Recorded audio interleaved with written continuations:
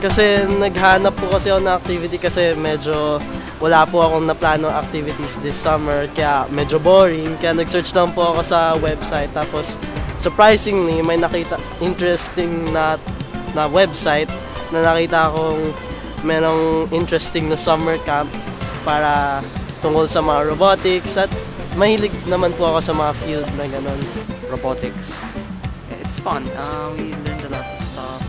I attended at 2D Digital Arts. I learned how to use Photoshop a lot less difficult and I learned how to use Adobe Illustrator. Yung currently kong tinitake ngayon na course ay robotics. Pero babalik din po ako in the next few weeks para sa 3D programming. We programmed a robot to do some specific behavior like line following and obstacle avoidance. I like Photoshop here a lot more. I've seen Illustrator in school but we were banned from using it. Only second years only.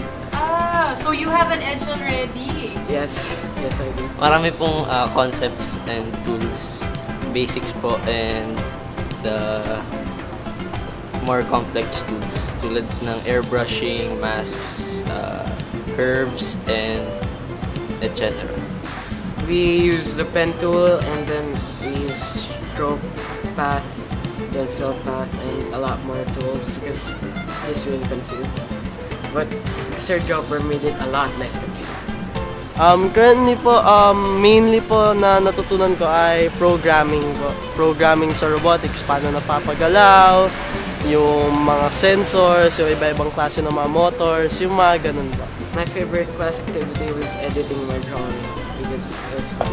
Faster interface with the software because I learned new shortcuts and new techniques on how to apply the concepts and stuff taught by my teacher.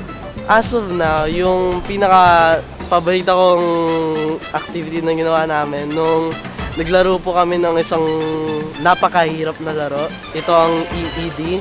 Game siya na nagko-control ka ng isang robot.